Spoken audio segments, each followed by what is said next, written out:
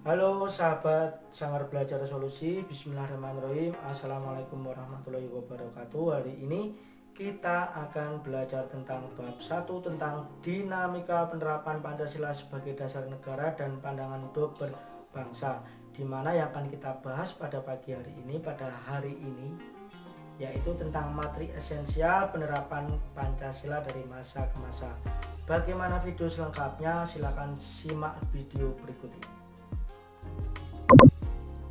Baik, untuk materi SMP kelas 9 untuk bab pertama yaitu berjudul Dinamika Perwujudan Pancasila sebagai Dasar Negara dan Pandangan Hidup Bangsa.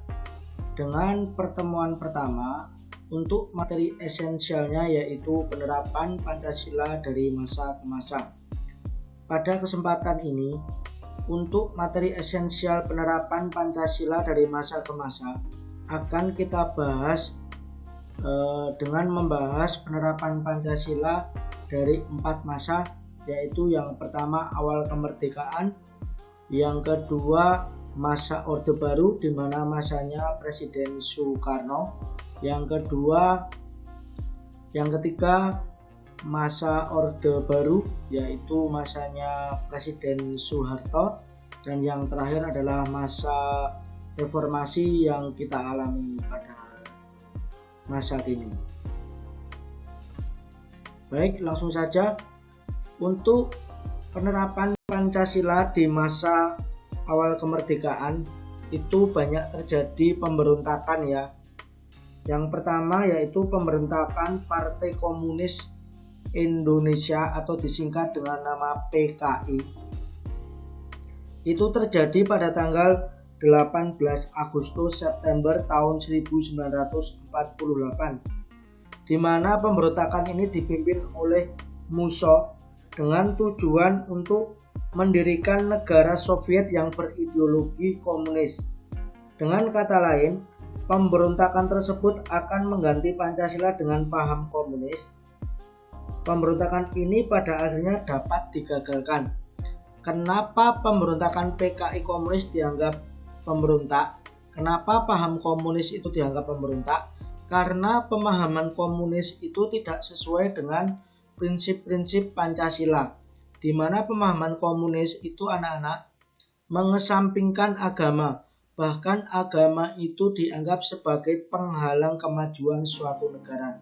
Jadi, jika digabungkan dengan Pancasila yang berketuhanan dengan sila pertama, ketuhanan yang Maha Esa, itu tidak sesuai, jelas-jelas bertentangan. Yang kedua, pemberontakan Darul Islam atau Tentara Islam Indonesia yang dipimpin oleh Sukarmaji Marijan Kartosuwiryo.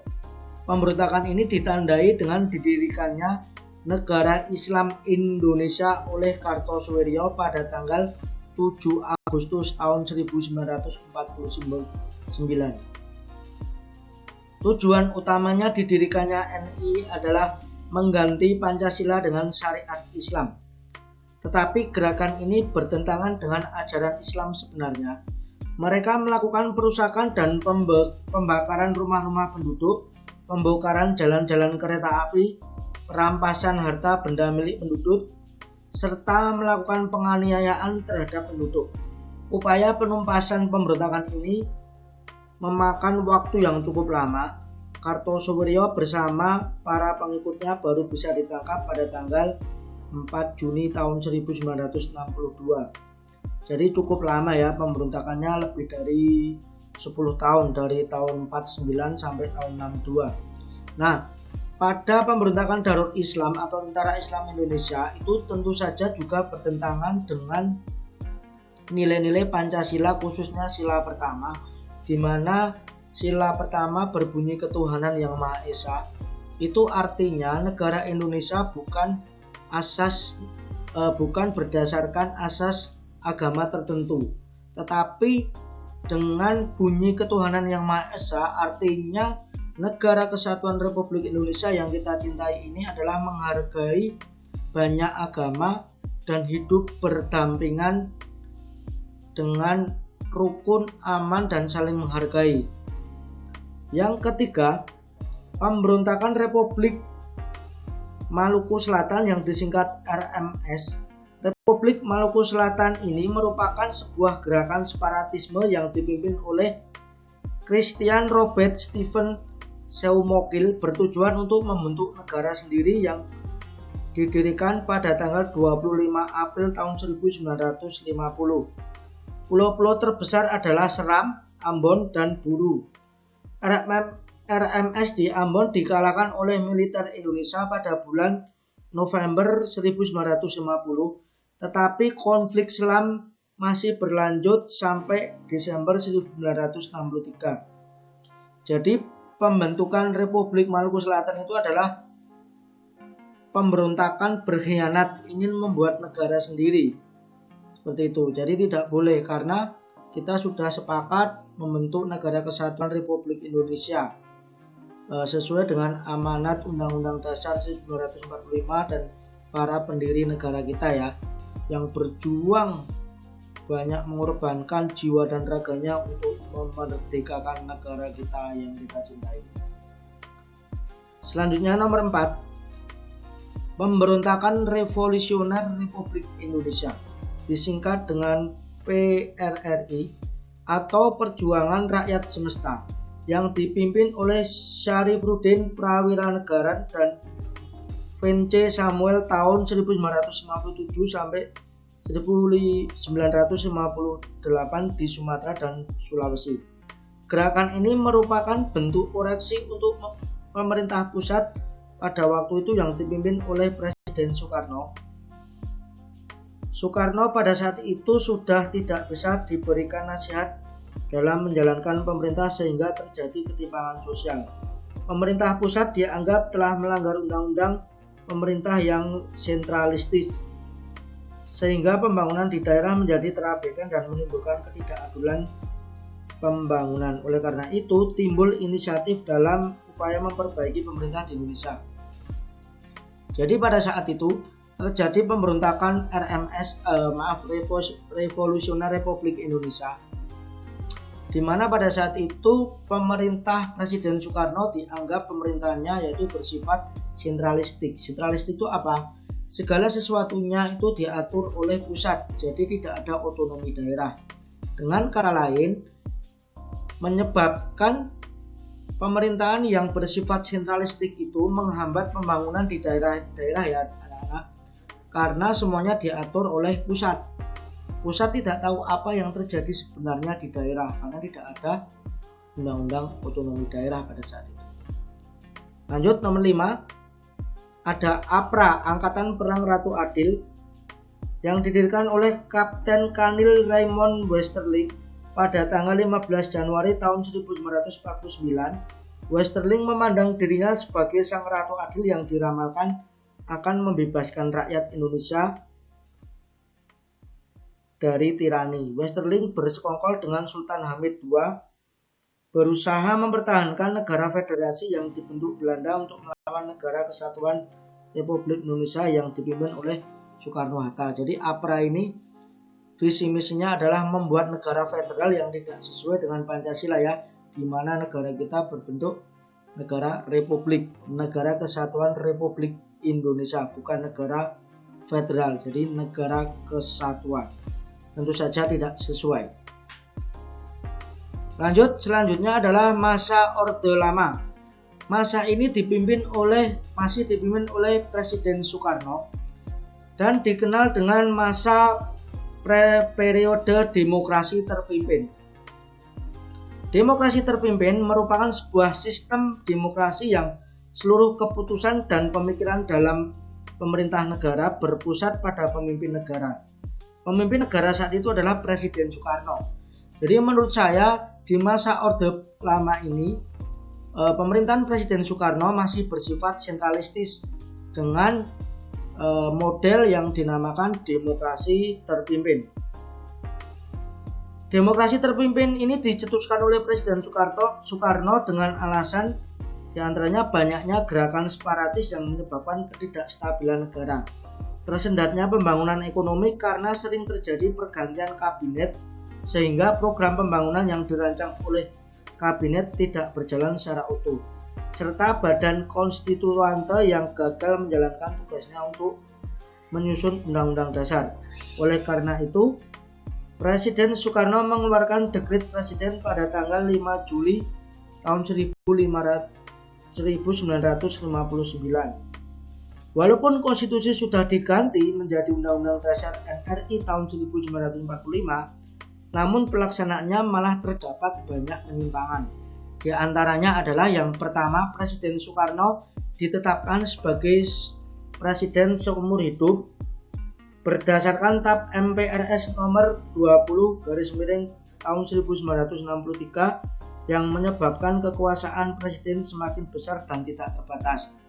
Ini tidak sesuai karena kita sudah memiliki Undang-Undang Dasar Negara Republik Indonesia tahun 1945, di mana fungsi Undang-Undang Dasar atau konstitusi itu untuk membatasi kekuasaan. Jadi kebijakan Presiden Soekarno ditetapkan sebagai presiden seumur hidup itu tentu saja tidak sesuai dengan substansi dari konstitusi Undang-Undang Dasar Negara Republik Indonesia sebagai konstitusi untuk membatasi kekuasaan ya. Jadi menyimpang dengan Undang-Undang Dasar. Yang kedua, Presiden Soekarno membubarkan DPR hasil pemilu. Hal itu sesuai dengan penetapan Presiden nomor 3 tahun 1960 tanggal 5 Maret tahun 1960 yang membubarkan DPR hasil pemilu tahun 1955. Tentu saja ini bertentangan dengan hukum tata negara karena seorang presiden itu harusnya dikontrol oleh DPR dan DPR itu juga hasil pilihan dari rakyat. Kok dibubarkan? Sedangkan fungsi DPR itu sesungguhnya adalah untuk mengontrol jalannya pemerintahan, mengontrol kinerja dari presiden agar terjadi keseimbangan antara legislatif dan eksekutif. Jadi tidak semena-mena dan tidak terjadi adanya kekuasaan yang tidak terbatas. Jadi ada alat kontrolnya yaitu DPR. Kok dibubarkan? Tentu saja itu bertentangan dengan Undang-Undang Dasar. Selanjutnya nomor 3 yaitu Presiden Soekarno membentuk MPRS 3 yang anggotanya terdiri atas DPR, GR, utusan daerah dan utusan golongan yang semuanya diangkat serta diberhentikan oleh presiden. Ini juga lucu. DPR yang mengontrol presiden kok yang ngangkat presiden, tentu saja bertentangan dengan hukum tata negara. Ya aneh ya, masuk yang ngawasi yang milih yang diawasi. Ya nggak bisa, tidak sinkron. Selanjutnya ternyata terjadi lagi pemberontakan PKI tanggal 30 September tahun 1965 yang dipimpin oleh DN Aidit dengan tujuan menjadikan negara Republik Indonesia ini menjadi negara komunis yang berkiblat dengan Uni Soviet serta mengganti Pancasila dengan paham komunis. Pemberontakan ini digagalkan, semua pelakunya berhasil ditangkap dan dijatuhi hukuman sesuai dengan perbuatannya. Jadi tanggal 30 September tahun 1960 itu terjadi pemberontakan lagi. Itu masih kita peringati sampai sekarang ya, karena peristiwa itu merupakan salah satu sejarah yang paling menyedihkan di bangsa Indonesia karena banyak di situ tentara-tentara, jenderal-jenderal dibunuh demi kepentingan mengganti Pancasila dengan komunis. Seperti yang saya sampaikan tadi, komunis itu tidak sesuai dengan Pancasila karena komunis selalu mengesampingkan agama. Lanjut. Di masa Orde Baru, yaitu masanya Presiden Soeharto. Di era demokrasi terpimpin, di bawah pimpinan Presiden Soekarno mendapat tamparan yang keras ketika terjadi peristiwa 30 September tahun 1965 yang disinyalir didalangi oleh Partai Komunis Indonesia atau PKI. Pemberontakan PKI tersebut membawa akibat yang teramat fatal bagi partai itu sendiri karena partai itu dibubarkan, seluruh organisasi di bawah naungannya dan dinyatakan sebagai organisasi terlarang. Jadi pada masa Soeharto itu PKI dibubarkan. Begitu dengan Presiden Soekarno yang berkedudukan sebagai pimpinan besar revolusi dan Panglima Angkatan Perang Indonesia. Secara pasti sedikit demi sedikit kekuasaannya berkurang, bahkan lengser dari jabatannya sebagai presiden.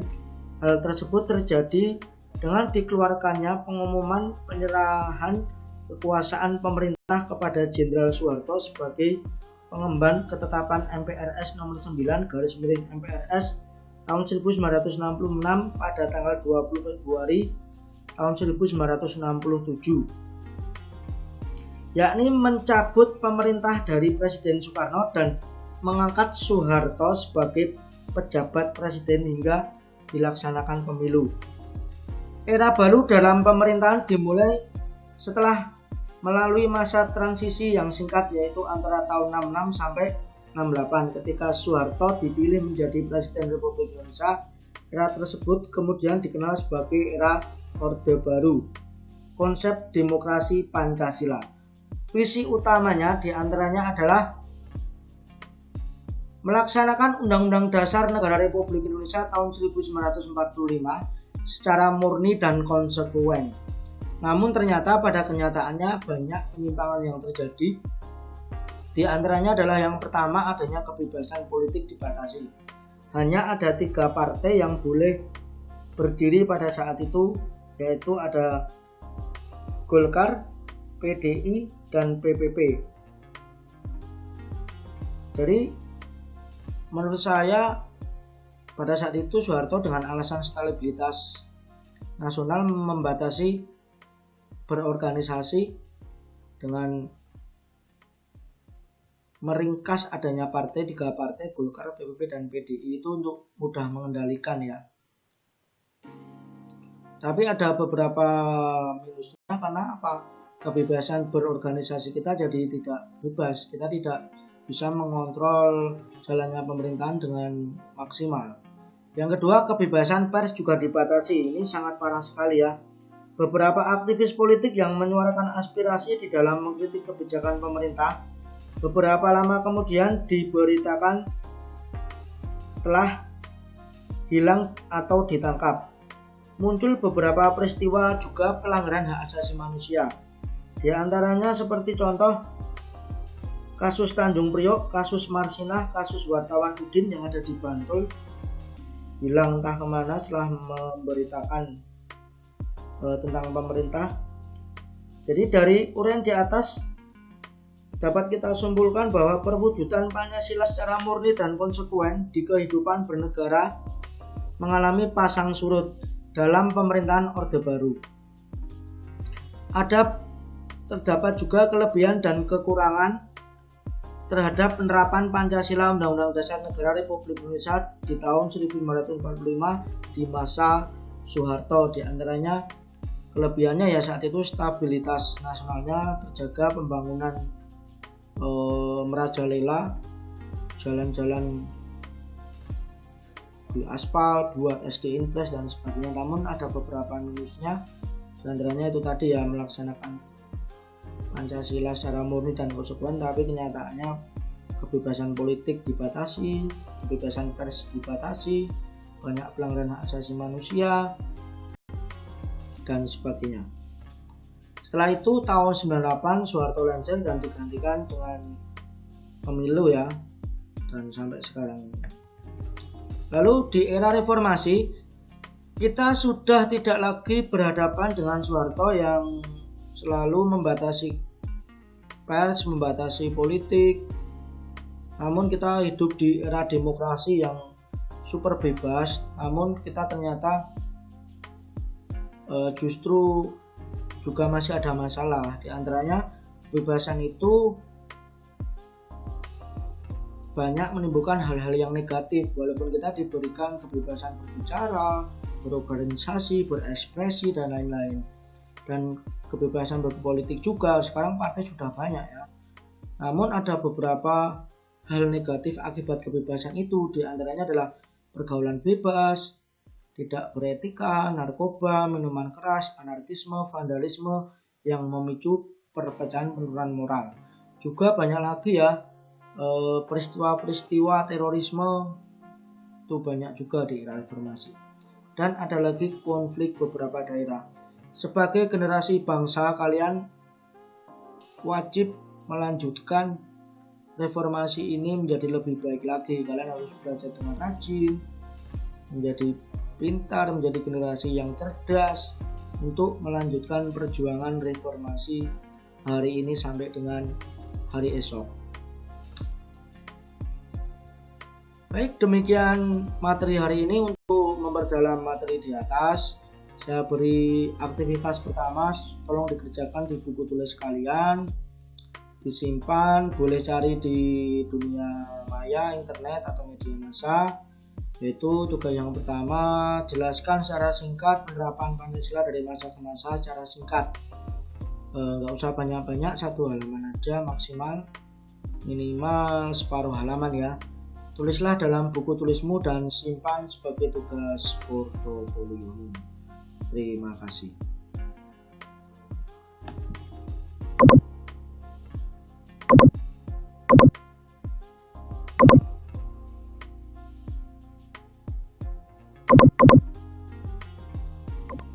Demikian video hari ini, semoga bermanfaat, nambah wawasan, menambah kecerdasan kalian. Ada kurang lebihnya saya mohon maaf. Jangan lupa klik tombol subscribe dan nyalakan tombol loncengnya supaya tidak ketinggalan video-video pelajaran yang lainnya. Terima kasih. Saya akhiri. Assalamualaikum warahmatullahi wabarakatuh.